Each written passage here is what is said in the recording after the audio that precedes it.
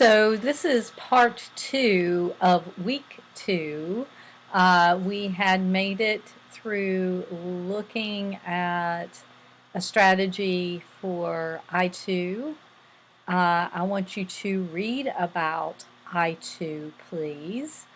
And then you are actually going to do a graph. This graph is already done for you. All you have to do is do 3 what I sees, 3 what it means, and 1 caption. So let me show you this graph. It's this graph here.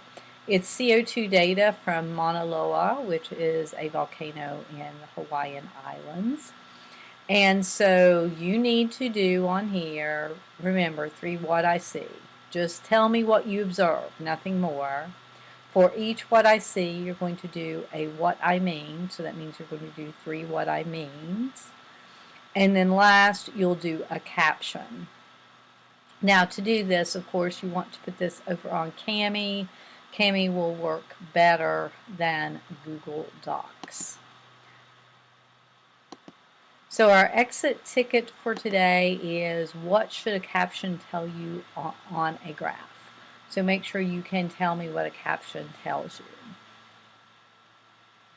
Now we're to 9.9. Our warm-up is when using an I2 to interpret a graph, what do you need to include? There are 3 things you need to include. Please make sure that you write all 3 things here.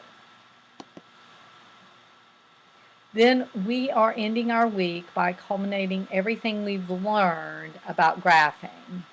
First off, you're going to be given data, and this is what the data looks like. You've got some dates, some calories you've intaked, your weight, your activities. So that's the first thing you're going to do.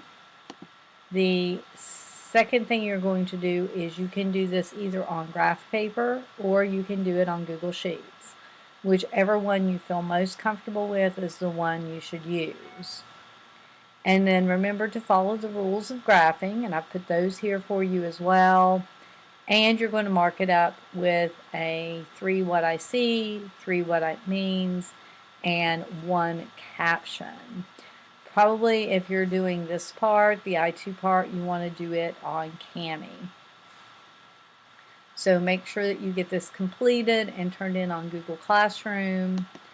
And then we're going to end our week with what you learned about graphing. With what you learned about graphing, what is one thing you think you're an expert in? Then you're going to list one thing that you are proud of that you did this week. And last, what is one thing that you know you need to get better at? So make sure you do these exit tickets. Again, this is the end of week 2.